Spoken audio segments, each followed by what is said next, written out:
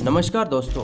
तो अभी एग्जाम में डायग्राम ड्रॉ करने के लिए तो क्वेश्चंस आते ही है, लेकिन अभी ज़्यादातर क्वेश्चंस इस तरह से आते हैं कि आपको डायग्राम दी जाती है और उस डायग्राम के लेबलिंग्स और उनके फंक्शंस क्या है ये पूछा जाता है, या फिर आपको डायग्राम दी जाती है और उस डायग्राम के लेबलिंग और फंक्शंस पर 2-3 क्वेश्चंस पूछे जाते हैं। जैसे कि डायग्राम के किसी एक पार्ट का फंक्शंस दिया जाएगा और ये फंक्शन डायग्राम में किस पार्ट का होता है ये आपको पूछा जाता है, और अभी के एग्जाम में इस तरह के क्वेश्चंस आने लगे हैं।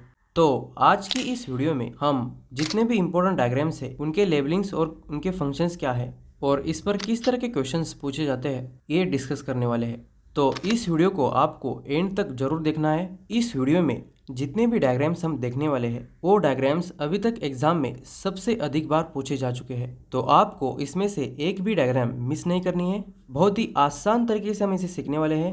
So without wasting any time let's begin this video. तो हम स्टार्ट करते हैं लाइव प्रोसेसेस चैप्टर में से, क्योंकि हर साल इस चैप्टर में से एक तो डायग्राम बेस्ड क्वेश्चंस आता ही है। तो इसमें जो पहली डायग्राम है क्रॉस सेक्शन ऑफ लीफ, देखो ये जो डायग्राम है वो अभी तक एग्जाम में ड्रॉ करने के लिए तो नहीं पूछी गई है, लेकिन इसके लेबलिंग और उनके फंक्शंस 1-2 बार पूछे गए हैं। तो चलिए इसके लेबलिंग और फंक्शंस को समझते हैं। देखो ये डायग्राम एक्चुअली है क्या, जब प्लांट के लीफ को काट कर यानी लीफ के क्रॉस सेक्शन का छोटा सा पार्ट अगर हम माइक्रोस्कोप के अंदर देखेंगे तो हमें ये कुछ इस तरह से दिखाई देगा। देखो जो साइड से ऊपर और नीचे की जो लेयर्स है ये है अपर एपिडर्मिस और ये है लोअर एपिडर्मिस, और इन एपिडर्मिस के बाहरी साइड पर जो पतली ट्रांसपेरेंट लेयर प्रेजेंट होती है उसे वैक्सी क्यूटिकल कहा जाता है, और ये वैक्सी क्यूटिकल लीफ से वाटर की लॉस को बचाता है। तो इस वैक्सी क्यूटिकल का फंक्शन पूछा गया तो आप क्या लिखोगे, टू प्रिवेंट वाटर लॉस। अब देखो जो मिडल लेयर है उसमें सिलेंड्रिकल और सर्कुलर सेल्स प्रेजेंट है, और इन दोनों सेल्स के अंदर आपको जो ग्रीन डॉट्स दिखाई दे रहे हैं इनको कहा जाता है क्लोरोप्लास्ट, और इसका फंक्शन क्या है सबको पता है। क्लोरोप्लास्ट लाइट एनर्जी को ट्रैप यानी कैप्चर करता है और इसे केमिकल एनर्जी में कन्वर्ट करता है। तो क्लोरोप्लास्ट का फंक्शन हम क्या लिखेंगे, ट्रैपिंग लाइट एनर्जी। और इन सेल्स के बीच में जो एयर गैप्स प्रेजेंट है ये एयर स्पेसेस किस लिए होते हैं, टू अलाउ गैसेस एक्सचेंज, यानी जब ऑक्सीजन और कार्बन डाइऑक्साइड का गैसेस इंटरचेंज हो रहा है तो ये एक्सचेंज होने के लिए यहाँ पे एयर स्पेसेस प्रेजेंट होते हैं, टू अलाउ गैसेस एक्सचेंज। तो भाई साहब क्रॉस सेक्शन ऑफ लीफ के अंदर हमने क्या क्या देखा, ए है अपर एपिडर्मिस, ए है लोअर एपिडर्मिस। इन अपर और लोअर एपिडर्मिस का फंक्शन होता है जो इनर लेयर्स है उनको प्रोटेक्ट करना। ए वैक्सी क्यूटिकल, इसका फंक्शन क्या है, टू प्रिवेंट वाटर लॉस। और मिडल में जो सेल्स प्रेजेंट है इनके अंदर क्या प्रेजेंट है, क्लोरोप्लास्ट। तो ये क्लोरोप्लास्ट क्या करता है, लाइट एनर्जी को ट्रैप करता है। इन सेल्स के बीच में जो गैप एयर स्पेसेस प्रेजेंट होते हैं इनका काम होता है to allow gases exchange. All right guys, अब हम देखते हैं दूसरी डायग्राम, स्टोमेटा। बहुत ही सिंपल डायग्राम है, लेकिन ये बहुत ही इंपॉर्टेंट डायग्राम भी है क्योंकि अभी तक इसे बहुत बार एग्जाम में पूछा गया है। देखो या तो ये डायग्राम आपको डायरेक्टली ड्रॉ करने के लिए पूछा जा सकता है, या फिर आपको डायग्राम दी जाएगी और आपको पूछा जाएगा कि इसकी लेबलिंग और उनके फंक्शंस बताओ। तो देखो ये स्टोमेटा क्या होता है, लीफ के सरफेस के ऊपर जो टाइनी स्पोर्स प्रेजेंट होते हैं इनको स्टोमेटा कहा जाता है। जब ये ओपन होता है तो इसे ओपन स्टोमेटा कहते हैं, और एक क्लोज होता है तो इसे क्लोज स्टोमेटा कहते हैं। देखो इस स्टोमेटल के ओपनिंग के साइड में जो 2 बीन शेप्ड सेल्स प्रेजेंट है ये है गार्ड सेल्स, और ये है स्टोमेटल पोर या स्टोमेटल ओपनिंग। इन गार्ड सेल के अंदर जो ग्रीन डॉट्स है वो क्या है, क्लोरोप्लास्ट। तो इन गार्ड सेल का फंक्शन क्या है, ये गार्ड सेल ही स्टोमेटा को ओपन करते हैं और क्लोज करते हैं, to regulate the opening and closing of stomata. तो इस स्टोमेटा की ओपनिंग और क्लोजिंग किसकी वजह से होती है, गार्ड सेल्स की वजह से। तो यहाँ पे कहानी का हीरो कौन है, गार्ड सेल। तो ये स्टोमेटा ओपन और क्लोज होता कैसे है, देखो अभी ये स्टोमेटा क्लोज है।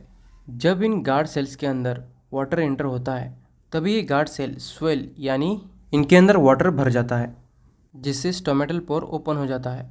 और जब इन गार्ड सेल के अंदर से वाटर मूव होता है यानी बाहर निकलता है तो ये गार्ड सेल श्रिंक यानी सिकुड़ जाते हैं, जिससे स्टोमेटा क्लोज होता है। अब इस स्टोमेटल पोर का काम क्या होता है, ये गैसेस एक्सचेंज को कंट्रोल करता है, कंट्रोल द गैसेस एक्सचेंज। और एक क्लोरोप्लास्ट। तो अभी इसके पहले हमने देखा एक क्लोरोप्लास्ट क्या करता है, लाइट एनर्जी को ट्रैप यानी कैप्चर करता है और केमिकल एनर्जी में कन्वर्ट करता है, trapping the light energy and converted into chemical energy. तो यहाँ पे हम दोबारा रिपीट करते हैं। इन गार्ड सेल का फंक्शन क्या है, इस टोमेटो को ओपन और क्लोज करता है, regulate opening and closing of stomata. इस टोमेटल पोर का फंक्शन क्या है, ए ऑक्सीजन और कार्बन डाइऑक्साइड गैस की एक्सचेंज को कंट्रोल करता है, control the exchange of gases. और इस क्लोरोप्लास्ट का फंक्शन क्या है, trapping the light energy and converted into chemical energy. अब हम बढ़ते हैं नेक्स्ट डायग्राम की तरफ, न्यूट्रिशन इन अमीबा। इस अमीबा को हम बचपन से ही पढ़ते आए हैं। ये एक पेशीय यानी यूनिसेल्युलर ऑर्गेनिज्म है। देखो अमीबा 5 स्टेप्स के अंदर न्यूट्रिशन का प्रोसेस कंप्लीट करता है। देखो सबसे पहले अमीबा फूड पार्टिकल को कैप्चर करने के लिए इस तरह एक फिंगर लाइक प्रोजेक्शन बनाता है। इससे अमीबा फूड पार्टिकल को इंजेक्ट करता है और इसे सूडोपोडिया कहते हैं। तो ये सूडोपोडिया क्या है, जिससे अमीबा फूड को इंजेक्ट करता है और इसे ही इजेशन कहते हैं। अब अमीबा इस सूडोपोडिया की मदद से फूड पार्टिकल को सेल मेम्ब्रेन के अंदर लाता है और अभी फूड पार्टिकल के सराउंडिंग पर एक सर्कुलर स्ट्रक्चर फॉर्म होता है और इसे कहा जाता है फूड वैक्यूल। और अभी इस फूड वैक्यूल में साइटोप्लाज्म से डाइजेस्टिव एंजाइम इंटर करते हैं और फूड को डाइजेस्ट करते हैं और इसे डाइजेशन कहते हैं। तो इसमें आपको सूडोपोडिया और फूड वैक्यूल का फंक्शन याद रखना है। तो ये सूडोपोडिया किस लिए होता है, फूड को कैप्चर यानी इंजेक्ट करने के लिए, इंजेक्ट द फूड पार्टिकल। और इस फूड वैक्यूल का फंक्शन क्या होता है, देखो अमीबा के सेल के अंदर फूड आने के बाद उसे पूरी तरह से डाइजेस्ट होने के लिए ये फूड वैक्यूल बनता है। तो ये फूड वैक्यूल किस लिए बनता है, help in digesting the injected food. अब हम बढ़ते हैं नेक्स्ट डायग्राम की तरफ, ह्यूमन डाइजेस्टिव सिस्टम, जिसे एलिमेंट्री कैनाल भी कहते हैं। देखो ये डायग्राम भी बहुत ही इंपॉर्टेंट है क्योंकि हर साल इसमें से एक तो क्वेश्चंस आता ही है। देखो दिखने में आपको इसमें बहुत सारे लेबलिंग्स दिख रहे होंगे, लेकिन मैं बता रहा हूँ आपको इस डायग्राम को समझना बहुत ही आसान है। तो चलिए देखते हैं। तो भाई साहब ये है हमारी ह्यूमन डाइजेस्टिव सिस्टम और ये है हमारी माउथ कैविटी, जिसे बक्कल कैविटी भी कहते हैं। तो इस माउथ कैविटी का फंक्शन क्या है, देखो माउथ में क्या क्या प्रेजेंट होता है, हमारी माउथ में है टीथ, टंग और एक चीज़ प्रेजेंट होती है सलाइवरी ग्लैंड्स, जो क्या करती है सलाइवा प्रोड्यूस करती है, यानी जो हमारे मुंह में लार जमा होती है वही सलाइवा होता है। देखो फूड का डाइजेशन माउथ से ही स्टार्ट होता है। तो मान लो आपने खाया ब्रेड, तो ब्रेड में क्या प्रेजेंट होता है, स्टार्च, जो कि एक कॉम्प्लेक्स शुगर है। तो सलाइवरी ग्लैंड्स जो सलाइवा प्रोड्यूस करते हैं उनमें प्रेजेंट होता है एंजाइम सलाइवरी अमाइलेज, जो इस स्टार्च को ब्रेक डाउन करके सिंपल शुगर यानी माल्टोज में कन्वर्ट करता है। तो माउथ में क्या क्या होता है, टंग हेल्प करती है फूड को सलाइवा के साथ मिक्स होने में, helps in mix the food with saliva. तो यहाँ पे माउथ का फंक्शन आप क्या लिखोगे, digestion start in the mouth, salivary glands produce saliva which convert starch into maltose. अब माउथ से ये फूड आता है ईसोफेगस में, इसे फूड पाइप भी कहते हैं। तो इस ईसोफेगस का फंक्शन क्या है, तो ये ईसोफेगस क्या करती है, फूड को आगे ढकेलने के लिए रिदमिकली कॉन्ट्रैक्ट होती रहती है और इस रिदमिक कॉन्ट्रैक्शन को कहा जाता है पेरिस्टाल्टिक मूवमेंट। तो आपको याद रखना है ईसोफेगस का फंक्शन क्या है, ये पेरिस्टाल्टिक मूवमेंट शो करती है। अब ईसोफेगस से फूड आता है पेट में यानी हमारे स्टमक में। देखो स्टमक के वॉल में प्रेजेंट होते हैं ग्रास्टिक ग्लैंड्स, जो फूड में ग्रास्टिक जूस सिक्रेट करते हैं।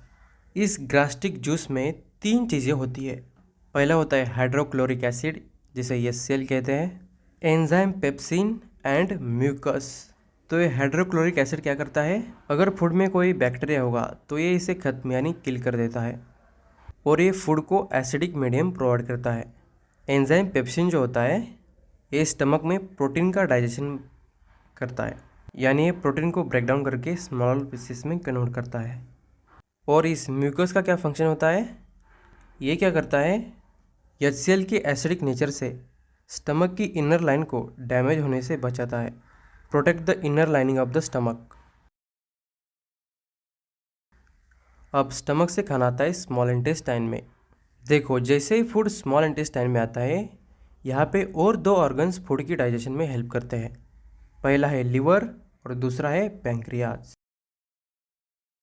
तो लिवर प्रोड्यूस करता है बाइल जूस और ये बाइल जूस स्टोर किया जाता है इस गैल ब्लडर में। तो लिवर क्या करता है, बाइल जूस को प्रोड्यूस करता है और ये गैल ब्लडर बाइल जूस को स्टोर करता है। स्मॉल इंटेस्टाइन में जो दूसरा ऑर्गन फूड की डाइजेशन में हेल्प करता है वो है पैंक्रियाज। ये प्रोड्यूस करता है पैंक्रियाटिक जूस, जिसमें 3 तरह के डाइजेस्टिव एंजाइम प्रेजेंट होते हैं। तो इन 3 एंजाइम्स को आपको याद रखना है। पहला एंजाइम है लाइपेज, जो फैट की डाइजेशन में हेल्प करता है। दूसरा एंजाइम है एंजाइम ट्रिप्सिन, जो प्रोटीन की डाइजेशन में हेल्प करता है। और तीसरा एंजाइम है अमाइलेज, जो कार्बोहाइड्रेट की डाइजेशन में हेल्प करता है। इसके बाद स्मॉल इंटेस्टाइन के वॉल में जो एंजाइम्स प्रेजेंट होते हैं वो फूड का फाइनल फेज में ब्रेक डाउन करते हैं, जैसे कि कॉम्प्लेक्स कार्बोहाइड्रेट का एक ग्लूकोज में कन्वर्ट कर देते हैं, प्रोटीन का अमीनो एसिड में कन्वर्जन होता है और फैट्स का फैटी एसिड और ग्लिसरॉल में फाइनल ब्रेकडाउन होता है। अब यहाँ पे लार्ज इंटेस्टाइन का फंक्शन क्या है देखो। जो स्मॉल इंटेस्टाइन में फूड डाइजेस्ट नहीं हुआ, यानी जो अनडाइजेस्टेड फूड है, वो आता है लार्ज इंटेस्टाइन में। और यहाँ पे फूड में जो एक्सेसिव वाटर है वो लार्ज इंटेस्टाइन में एब्जॉर्ब किया जाता है। तो यहाँ पे लार्ज इंटेस्टाइन का फंक्शन क्या है, जो अनडाइजेस्टेड फूड है उसमें जो एक्सेसिव वाटर है उसे यहाँ पे एब्जॉर्ब किया जाता है। और अभी ये बचा हुआ सॉलिड वेस्ट एनस के द्वारा बॉडी के बाहर फेंक दिया जाता है। तो यहाँ पे एनस का फंक्शन क्या है, जो अनडाइजेस्टेड फूड है वो बॉडी से रिमूव किया जाता है। Undigested food is removed from the body through the anus. Alright guys, तो अब हम बढ़ते हैं नेक्स्ट डायग्राम की तरफ, that is human respiratory system. तो इस डायग्राम की कॉम्प्लेक्सिटी को देखकर आपको इसे बिल्कुल भी इग्नोर नहीं करना है, क्योंकि हम इसे बहुत ही आसान तरीके से सीखने वाले हैं। तो इसमें से आपको क्वेश्चन इस तरह से आ सकता है, आपको डायग्राम दी जाएगी और इनके पार्ट्स को लेबलिंग करने को कहा जाएगा, या फिर आपको पूछा जाएगा इस nasal passage, trachea, rings of cartilage का फंक्शंस बताओ। ऑलराइट गाइस, तो हम स्टार्ट करते हैं नेजल पैसेज से। देखो, एटमॉस्फेयर से ऑक्सीजन गैस हम नॉस्ट्रल की मदद से अंदर लेते हैं और ये आता है नेजल पैसेज में। इसे नेजल कैविटी भी कहते हैं। तो इस नेजल कैविटी का फंक्शन क्या होता है, ये एयर को फिल्टर करता है। तो देखो, यहाँ से एयर गुजरते समय एयर में अगर कोई डस्ट वगैरह होगा तो इस नेजल कैविटी में जो छोटे छोटे हेयर्स है इसमें वो डस्ट ट्रैप हो जाता है। तो इस नेजल पैसेज का फंक्शन क्या है, ये एयर को फिल्टर करता है। तो यहाँ पे प्रेजेंट है हमारी माउथ कैविटी और यहाँ पे प्रेजेंट है हमारा लैरिंग्स, जिसे वॉइस बॉक्स भी कहते हैं, जिससे हम आवाज़ निकालते हैं। अब देखो, इस लैरिंग्स और नेजल कैविटी के बीच का जो रीजन है इसे फेरिंग्स कहा जाता है।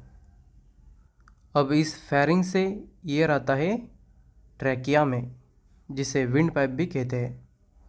और इस ट्रैकिया के ऊपर इनकम्प्लीट रिंग्स ऑफ कार्टिलेज लगी होती है। तो इस रिंग्स ऑफ कार्टिलेज का फंक्शन क्या होता है, ये ट्रैकिया को कोलैप्स यानी बेंड होने से बचाता है। अब देखो, यहाँ पे ट्रैकिया 2 पाइप्स में डिवाइड हो जाता है और इस डिवीजन को कहा जाता है ब्रोंकाई। और अभी ये ब्रोंकाई और छोटे छोटे पाइप्स में डिवाइड हो जाता है और इसे कहा जाता है ब्रोंक्यूल्स। और इन ब्रोंक्यूल्स के एंडिंग पर जो बलून्स के गुच्छों की तरह स्ट्रक्चर फॉर्म होता है इसे अल्वियोलर सैक कहा जाता है।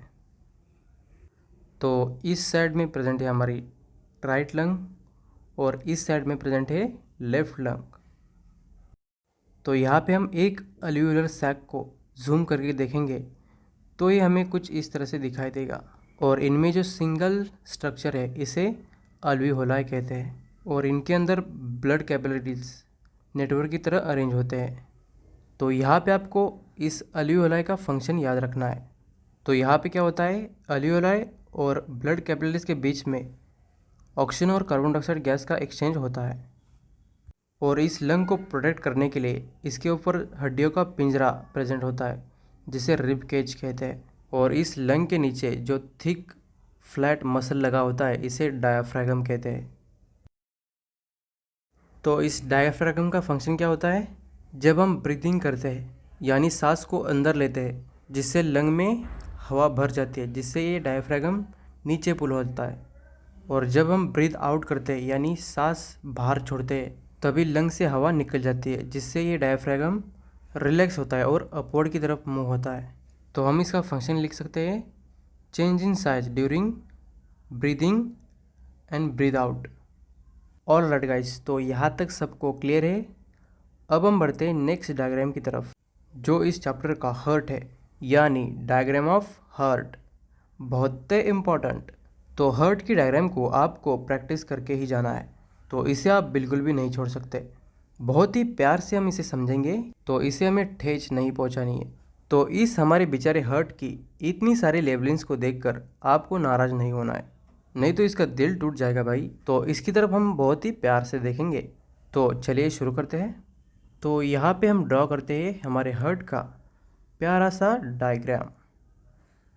तो हमारे हार्ट में होते हैं 4 चैम्बर्स। कितने चैम्बर्स होते हैं? 4 चैम्बर्स। तो चलिए हार्ट की लेबलिंग को समझते हैं। तो देखो, अपर वाले चैम्बर्स को कहा जाता है एट्रियम्स और लोअर वाले चैम्बर्स को कहा जाता है वेंट्रिकल्स। तो ये हमारे हार्ट की राइट साइड और ये है हमारे हार्ट की लेफ्ट साइड, इसलिए ये हमारा हो जाता है राइट एट्रियम और ये होता है लेफ्ट एट्रियम, और ये है राइट वेंट्रिकल और ये है लेफ्ट वेंट्रिकल। तो ये हमारे हो गए हार्ट के 4 चैम्बर्स। अब देखो, हार्ट के राइट साइड में प्रेजेंट होता है डीऑक्सीजनेटेड ब्लड और इम्प्योर ब्लड, और हार्ट के लेफ्ट साइड में प्रेजेंट होता है ऑक्सीजनेटेड ब्लड और प्योर ब्लड। अब देखो, डीऑक्सीजनेटेड ब्लड और ऑक्सीजनेटेड ब्लड मिक्स ना हो इसलिए बीच में ये पार्टीशन होता है जिसे सेप्टम कहते हैं, जो डीऑक्सीजनेटेड ब्लड और ऑक्सीजनेटेड ब्लड को एक दूसरे से मिक्स होने से बचाता है। अभी आगे बढ़ने से पहले आपको इन 2 चीज़ों को याद रखना है। अगर आपने इन 2 चीज़ों को समझ लिया तो आप समझ लो कि आपने हार्ट की डायग्राम को समझ लिया। तो अभी ध्यान से सुनो। पहली बात, अगर कोई भी ब्लड वेसल लंग से हार्ट की तरफ ब्लड ला रही है या फिर हार्ट से लंग की तरफ ब्लड लेके जा रही है, उन वेसल्स को कहा जाता है पल्मोनरी वेसल्स। क्या बोला जाता है? Pulmonary vessels. अब दूसरी बात आपको ये समझ लेनी है, जो ब्लड वेसल पूरे बॉडी में से हार्ट के अंदर ब्लड ला रही है उनको वेन्स कहा जाता है, और जो ब्लड वेसल्स हार्ट से ब्लड दूर लेके जा रही है उनको आर्टरी कहा जाता है। तो चलिए देखते हैं ये हार्ट किस तरह से काम करता है।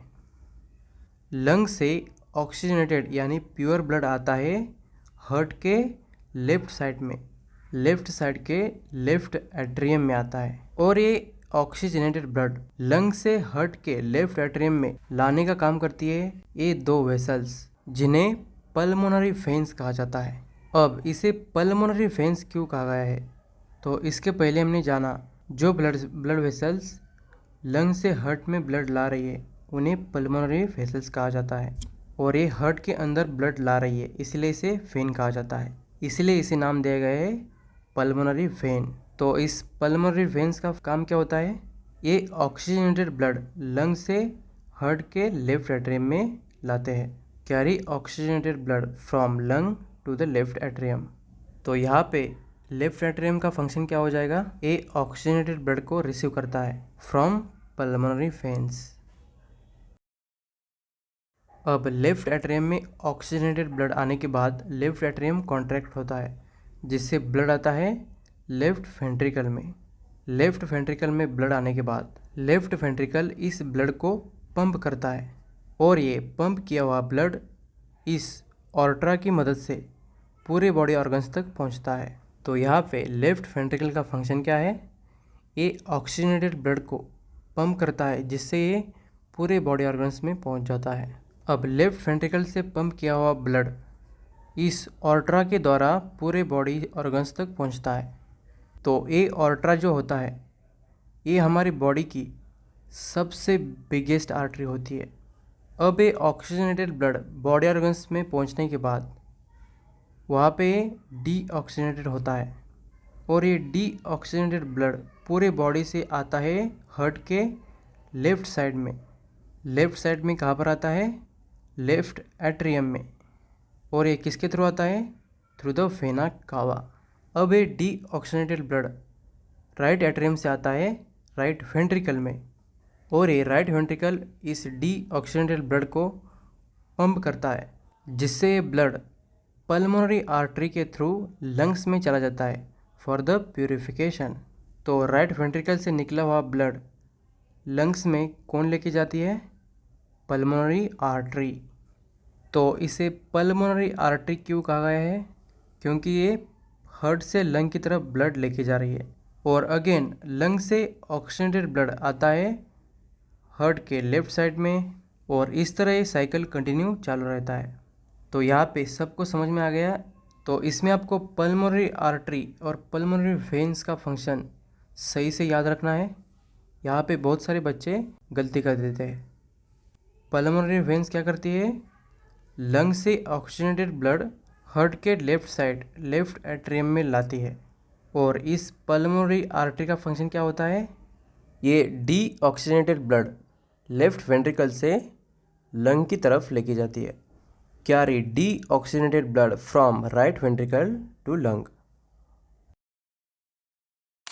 ऑल राइट गाइस, तो अब हम आते हैं नेक्स्ट डायग्राम की तरफ। Excretion in human being. तो चलिए देखते हैं हमारे बॉडी के अंदर एक्सक्रीशन का प्रोसेस किस तरह से होता है। तो ये एक्सक्रीटरी सिस्टम प्रेजेंट होती है एब्डोमिनल कैविटी में।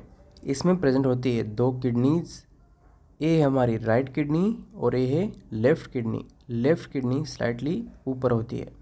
तो इस किडनी का फंक्शन होता है यूरिन को प्रोड्यूस करना और ये प्रोड्यूस हुआ यूरिन ये इस ट्यूब यानी यूरेटर में ट्रांसफ़र किया जाता है। अब ये यूरेटर इस यूरिन को यूरिनरी ब्लडर में रिलीज़ करते हैं। तो इस यूरिनरी ब्लडर में ये यूरिन टेम्परली स्टोर रहता है और जैसे ये भर जाता है ब्रेन से हमें सिग्नल मिलता है, जिससे ये यूरिन यूरिथ्रा के थ्रू हमारी बॉडी से हम बाहर छोड़ते हैं। तो इस एक्सक्रीटरी सिस्टम में ब्लड सप्लाई भी होता है जो कि सीधे हार्ट के ऑर्ट्रा से होकर आता है। इस ऑर्ट्रा से जो किडनी में ब्लड वेसल्स जाती है उसको कहते हैं रेनल आर्टरी। एक्सक्रीटरी सिस्टम में ब्लड फिल्टर होने के बाद ये ब्लड कलेक्ट किया जाता है और इस वेसल को कहते हैं वेना कावा और ये वेना कावा ये ब्लड दोबारा लेके जाता है हार्ट में। तो यहाँ पे इस यूरेटर का फंक्शन क्या है? एक किडनी में प्रोड्यूस हुआ यूरिन यूरिनरी ब्लडर में ट्रांसफ़र करता है। Transfer urine from kidney to urinary bladder. अब यहाँ पे इस यूरिनरी ब्लडर का फंक्शन क्या है? ये यूरिन को टेम्परली स्टोर करता है और इस यूरेथ्रा के थ्रू यूरिन बॉडी से बाहर रिलीज़ किया जाता है और इस तरह से ये हमारी एक्सक्रीटरी सिस्टम काम करती है। अब हम बढ़ते हैं नेक्स्ट डायग्राम की तरफ, स्ट्रक्चर ऑफ नेफ्रॉन। तो ये भी बहुत ही इम्पोर्टेंट डायग्राम है, तो चलिए इसे समझते हैं। तो देखो, सबसे पहले ये नेफ्रॉन का है हेड, जो एक कप लाइक स्ट्रक्चर की तरह है। इसे कहते हैं बोमेन्स कैप्सूल। और इसके जो आगे का पार्ट है इसे कहते हैं ट्यूबुलर पार्ट ऑफ नेफ्रॉन। और इस ट्यूबुलर पार्ट ऑफ नेफ्रॉन में यूरिन प्रोड्यूस होने के बाद ये रिलीज़ किया जाता है इस कलेक्टिंग डक्ट में। तो चलिए देखते हैं ये नेफ्रॉन यूरिन को किस तरह से प्रोड्यूस करता है। तो देखो, इस बोमेन्स कैप्सूल में ब्लड कैपिलरीज आती है और यहाँ पे बहुत बार घूमने के बाद यानी यहाँ पे ब्लड कैपिलरीज का गुच्छा बन जाता है और इसके बाद ये ब्लड कैपिलरी यहाँ से बाहर निकलती है और यहाँ पे इस ब्लड कैपिलरी के कॉइलिंग को कहा जाता है ग्लोमेरुलस। और अभी ये बोमेन कैप्सूल क्या करता है? इन ब्लड वेसल्स में जो इम्प्योरिटीज़ है, जो वेस्ट मटेरियल है, वो बोमेन कैप्सूल एब्जॉर्ब कर लेता है। लेकिन इस वेस्ट मटेरियल के साथ कुछ यूजफुल न्यूट्रिएंट्स भी एब्जॉर्ब होते हैं। अब इस बोमेन कैप्सूल में एब्जॉर्ब हुआ फिल्ट्रेट आता है इस ट्यूबुलर पार्ट के फर्स्ट पार्ट में और यहाँ पे जो सराउंडिंग ब्लड कैपिलरीज है वो क्या करते हैं? इस फिल्ट्रेट में से जो यूजफुल न्यूट्रिएंट्स है उनको एब्जॉर्ब कर लेते हैं इसे कहते हैं सिलेक्टिव अब्जॉर्प्शन। और इस ट्यूबुल के एंडिंग पार्ट पर क्या होता है देखो, अभी ब्लड में जो इम्प्योरिटीज रह गई है यानी जो वेस्ट मटेरियल प्रेजेंट है वो इस ट्यूबुल के एंडिंग पार्ट में एब्जॉर्ब होता है। और इस एंडिंग पार्ट पर जो फिल्टर जमा हुआ है इसे कहते हैं यूरिन। और ये यूरिन रिलीज किया जाता है इस कलेक्टिंग डक्ट में, और इस तरह से ये नेफ्रॉन में यूरिन प्रोड्यूस होता है। मैं आशा करता हूँ कि ये आपको समझ में आया होगा। तो चलिए अब हम देखते हैं next diagram, longitudinal section of the flower. Flower के बेस में जो आपको छोटे छोटे लीफ दिख रहे हैं इसे कहते हैं सेपल्स। ये किस लिए होते हैं? ये फ्लावर खिलने से पहले ये फ्लावर को प्रोटेक्ट करते हैं। अब फ्लावर खिलने के बाद इनमें से ये पेटल्स बाहर आ जाते हैं। तो देखो इसमें जो आपको ये जो स्ट्रक्चर दिख रहा है जो माइक की तरह होते हैं, इसमें जो ऊपर वाला पार्ट है इसको कहते हैं एंथर। और ये जो आपको डंडी दिख रही है ये इसका फिलामेंट। और इस एंथर और फिलामेंट को मिलकर कहते हैं स्टैमेन। और ये स्टैमेन फ्लावर का मेल रिप्रोडक्टिव पार्ट होता है। अब इस फ्लावर के मिडल में जो आपको दिख रहा है ये है ओहरी। इसके अंदर प्रेजेंट होता है ओव्यूल। और ऊपर में जो आपको ये इस तरह का स्ट्रक्चर दिख रहा है इसे कहते हैं स्टिग्मा।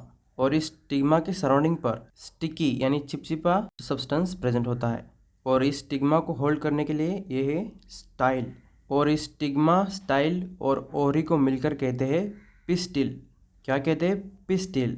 और ये पिस्टिल फ्लावर का फीमेल रिप्रोडक्टिव पार्ट होता है। अब देखो इस एंथर में प्रेजेंट होता है पोलन ग्रेन जो है मेल गैमेट। अब ये pollen grain female reproductive organ में किस तरह से आता है ये हम देखेंगे नेक्स्ट डायग्राम, यानी इस वाले डायग्राम में, germination of pollen on stigma. अब देखो एंथर में प्रेजेंट होता है पोलन ग्रेन। और अभी जैसे ही हवा आती है तो ये पोलन ग्रेन एंथर से उड़कर इधर उधर हवा में जाने लगते हैं। तो इनमें कुछ पोलन ग्रेन्स इस स्टिग्मा पर आके चिपक जाते हैं क्योंकि स्टिग्मा के सराउंडिंग पर स्टिकी यानी चिपचिपा सब्सटेंस होता है। अब इस पोलन ग्रेन से ये पोलन ट्यूब फॉर्म होने लगती है और ये आकर ओहरी के ओव्यूल में अटैच होती है। अब इस पोलन ग्रेन से प्रोड्यूस हुआ मेल जर्म सेल इस ओव्यूल के फीमेल जर्म सेल से, यानी यहाँ पे मेल और फीमेल गैमेट का फ्यूजन हो जाता है, यानी यहाँ पे फर्टिलाइजेशन होता है जिससे जाइगोट फॉर्म होता है। और धीरे धीरे यहाँ पे इस ओव्यूल का सीड तैयार होता है और इस ओवरी का फ्रूट में कन्वर्जन होता है। अब इस सीड से प्लांट किस तरह से बनता है देखो, सीड में 3 पार्ट्स होते हैं। इसे कहते हैं कॉटिलिडॉन। इसके अंदर फूड स्टोर रहता है, यानी जब ये सीड जर्मिनेट होगा तो सबसे पहले इस कॉटिलिडॉन से फूड यानी न्यूट्रिएंट सप्लाई किया जाता है। अब इस सीड का जो ऊपर वाला पार्ट है इसे कहते हैं प्लूम्यूल। ये स्टिम्यूल फ्यूचर में जाके स्टेम और पत्तों में बदल जाता है, इसलिए इसे कहा गया है फ्यूचर शूट। और नीचे वाला पार्ट है इसे कहते हैं रेडिकल। और इस रेडिकल से प्लांट के फ्यूचर में बनते हैं रूट्स। तो आपको याद रखना है सीड में 3 चीज़ें प्रेजेंट होती है। ये है कॉटिलिडॉन जो सीड ग्रो करते समय उसको फूड यानी नरिश करता रहता है। इसके ऊपर वाले पार्ट को कहते हैं प्लूम्यूल जो फ्यूचर में स्टेम्स और पत्तों में बदलता है। और नीचे वाला पार्ट है रेडिकल जो फ्यूचर में रूट्स में बदलने वाला होता है। तो चलिए अब हम देखेंगे next diagram, female reproductive system. तो ये बहुत ही आसान सा डायग्राम है। देखो फीमेल रिप्रोडक्टिव सिस्टम के अंदर ये जो आपको दोनों साइड में बलून्स की तरह स्ट्रक्चर दिख रहा है ये है ओवरीज। और इस ओवरी के अंदर प्रोड्यूस होता है एग। ओवरी में एग यानी अंडा तैयार होने के बाद यह आता है इस फलोपियन ट्यूब के अंदर जिसे आप ओविडक्ट भी कह सकते हैं। और यहाँ पे आपको जो ट्रायंगल शेप दिख रहा है इसे कहते हैं यूटेरस। और ये वाला रीजन है इसे कहते हैं वजाइना। इस वजाइना और यूटेरस का बीच का जो पार्टीशन है इसे कहते हैं सर्विक्स। अब देखो सेक्सुअल इंटरकोर्स के दौरान ये सर्विक्स ओपन हो जाता है और इस सर्विक्स से स्पर्म सेल्स इस यूटेरस में इंटर होने लगते हैं और ये यूटेरस से ऊपर की तरफ बढ़ने लगते हैं और ये धीरे धीरे आते हैं इस फलोपियन ट्यूब के अंदर। तो अगर इस फलोपियन ट्यूब में एग प्रेजेंट होगा तो इस एग के साथ सिर्फ एक स्पर्म का मिलन होता है जिससे जाइगोट फॉर्म होता है। अब ये जाइगोट धीरे धीरे बड़ा होकर आता है इस यूटेरस में और इस यूटेरस की वॉल में चिपक जाता है और इस यूटेरस में ही ये जाइगोट एक बच्चे में तब्दील होता है और कुछ इस तरह से ही हम तैयार हुए हैं। आई होप सबको ये अच्छी तरह से समझ में आया होगा। ऑल राइट गाइस, तो अब हम देखेंगे मेल रिप्रोडक्टिव सिस्टम किस तरह से काम करता है। तो इसके अंदर ये जो स्ट्रक्चर आपको दिख रहा है इसे कहते हैं टेस्टिस और ये टेस्टिस दो चीज़ों का प्रोडक्शन करता है, हार्मोन टेस्टोस्टेरोन और दूसरा है स्पर्म्स। अब देखो होता क्या है, during the sexual intercourse testis ये स्पर्म भेज देता है इस वास्ट डिफरेंस के अंदर। अब ये वास्ट डिफरेंस स्पर्म को इस नली से इस तरह से यहाँ तक लाता है और यहाँ पे प्रेजेंट होते हैं दो ऑर्गन्स जो इस स्पर्म में मिलावट करने का काम करते हैं। पहला ऑर्गन है ए प्रोस्टेट ग्लैंड और ये है सेमिनल वेसिकल। तो ये क्या करते हैं, स्पर्म के अंदर लिक्विड सब्सटेंस ऐड करते हैं और अब इसे कहते हैं सीमन। और अब ये सीमन इस यूरेथ्रा के थ्रू इजैकुलेट किया जाता है, यानी ये बाहर रिलीज किया जाता है। अब इस स्क्रोटम का फंक्शन क्या होता है, ये टेस्टिस के प्रोटेक्शन के लिए होता है फ्रॉम फिजिकल इंजरी। इस स्क्रोटम का दूसरा काम होता है ये टेस्टिस के टेम्परेचर को मेंटेन रखता है। तो अब हम देखेंगे नेक्स्ट डायग्राम रिफ्लेक्स आर्क। तो देखो भाई ये रिफ्लेक्स आर्क है क्या, तो ये बहुत ही आसान डायग्राम है। तो ये रिफ्लेक्स आर्क क्या है, अगर आप कोई भी गर्म चीज़ को छूते हो तो विद इन सेकंड आप अपना हाथ पीछे लेते हो। तो ये प्रोसेस किस तरह से होता है ये इसमें हमें देखना है। तो देखो आपने अगर किसी गर्म चीज़ को छुआ तो यहाँ पे आपके हाथ के स्किन पर प्रेजेंट होते हैं ये रिसेप्टर्स। तो इनको क्या होता है, कुछ जला हुआ महसूस होता है। तो आपने किसी हॉट चीज़ को छुआ है या आपको फील होता है, यानी सेंस होता है, बिकॉज ये इंफॉर्मेशन ये सेंसरी न्यूरॉन्स स्पाइनल कॉर्ड में लेके जाती है। तो इस सेंसरी न्यूरॉन का फंक्शन क्या है, ये रिसेप्टर से इंफॉर्मेशन लेके जाता है स्पाइनल कॉर्ड तक, carry signal from receptor to spinal cord. अब यहाँ पे स्पाइनल कॉर्ड क्या करता है, रिएक्शन देता है और ये किसके थ्रू भेजता है, इस मोटर न्यूरॉन के थ्रू। और इस स्पाइनल कॉर्ड में ये जो रिले न्यूरॉन है ये इस सेंसरी न्यूरॉन और मोटर न्यूरॉन को एक दूसरे के साथ कम्युनिकेट करता है, यानी ये सेंसरी न्यूरॉन से सिग्नल लेता है और ये सिग्नल भेजता है मोटर न्यूरॉन को।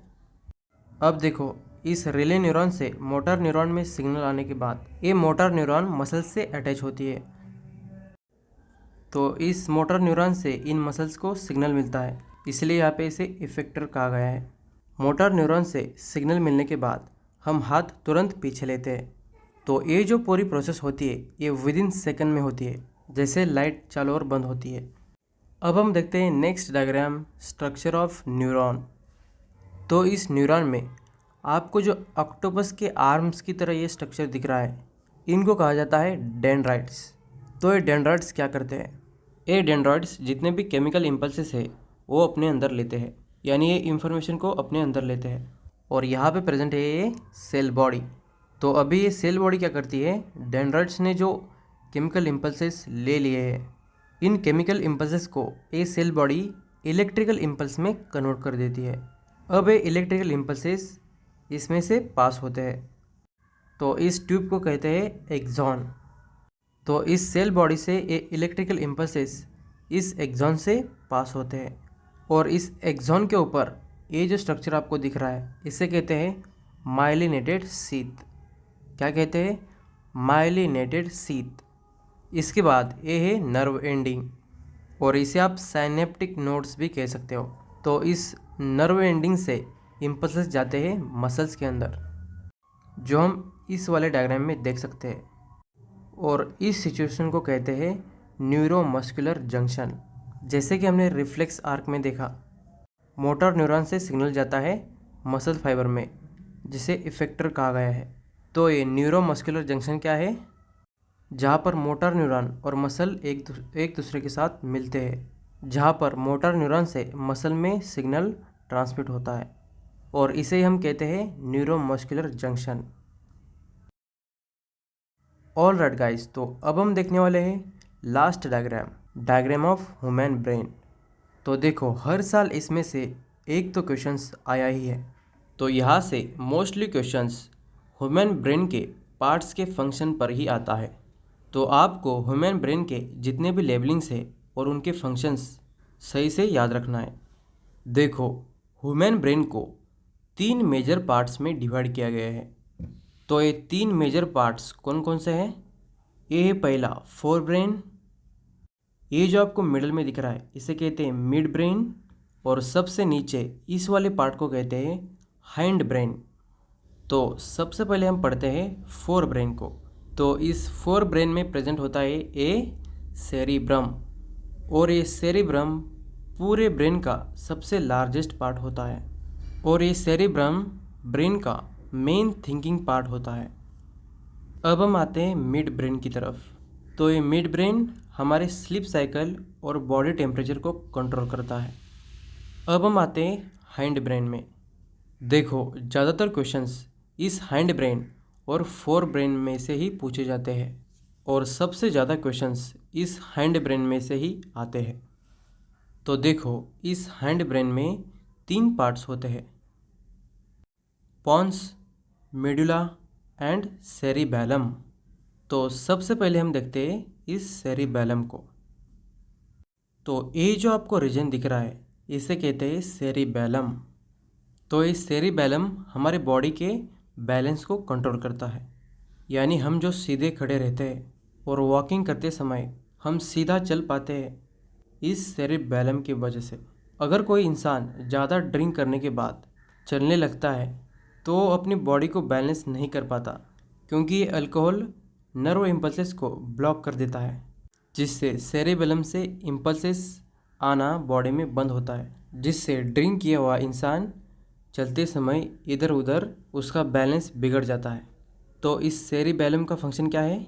ये बॉडी के बैलेंस को कंट्रोल करता है। अब देखो, यहाँ पे ऊपर की ओर ये प्रेजेंट है सेरिब्रम और यहाँ पे है सेरिबैलम। तो यहाँ पे आपको कंफ्यूज नहीं होना है। तो ये सेरिब्रम पूरे ब्रेन का लार्जेस्ट पार्ट होता है, और ये सेरिब्रम ब्रेन का मेन थिंकिंग पार्ट होता है, जो रीडिंग, स्पीकिंग और लर्निंग को कंट्रोल करता है। और यहाँ पे प्रेजेंट है ये सेरिबैलम, जो हिंड ब्रेन में आता है। इसका फंक्शन क्या होता है? ये बॉडी के बैलेंस को कंट्रोल करता है। तो यहाँ पे आपको इस सेरिब्रम और सेरिबैलम में डिफरेंस क्या है समझ में आया? All right. अब इस हाइंड ब्रेन में इस सेरिबैलम के बाद यहाँ पे ही प्रेजेंट है मेडुला। तो इस मेडुला का फंक्शन क्या होता है? ये हमारे हार्ट के ब्लड प्रेशर को कंट्रोल करता है, हमारे मुंह में जो लाड़ यानी सलाइवा जमा होता है सलाइवेशन को कंट्रोल करता है, और हमको जो वॉमिटिंग होती है उसको कंट्रोल करता है। तो इस मेडुला का फंक्शन हम क्या लिखेंगे? ये ब्लड प्रेशर, सलाइवेशन और वॉमिटिंग को कंट्रोल करता है। और ये ब्लड प्रेशर, सलाइवेशन और वॉमिटिंग ये इनवॉलंटरी फंक्शंस है, यानी ये हमारे बॉडी में अपने आप होते हैं, यानी इन्हें होने के लिए हमें कुछ सोचना नहीं पड़ता, इसलिए इसे इनवॉलंटरी फंक्शंस कहा गया है। तो ये जितने भी इनवॉलंटरी फंक्शंस है, जैसे कि ब्लड प्रेशर, सलाइवेशन और वॉमिटिंग, इसको कौन कंट्रोल करता है? मेडुला, जो हिंड ब्रेन में आता है। और हिंड ब्रेन का जो तीसरा पार्ट है ये है पॉन्स। इसका फंक्शन क्या है? ये हमारे आँखों की पलक झपक को कंट्रोल करता है, सेंस ऑफ टेस्ट और रेस्पिरेशन को कंट्रोल करता है। इस हाइंड ब्रेन में जो मेडुला है उसको ब्रेन स्टेम भी कहते हैं। और फाइनली यहाँ पे प्रेजेंट है हमारा स्पाइनल कॉर्ड। तो इस स्पाइनल कॉर्ड का फंक्शन क्या है? ये हमारे ब्रेन से सिग्नल यानी इंफॉर्मेशन लेता है और पूरे बॉडी ऑर्गन्स तक पहुँचाता है, carries signal from the brain to rest of the body. और कुछ इस तरह से ब्रेन के जितने भी लेबलिंग्स है और उनके फंक्शंस क्या है ये आपको याद रखने हैं। तो मैं उम्मीद करता हूँ कि आपको ये वीडियो अच्छा लगा होगा। Best of luck for your examination. Thanks for watching.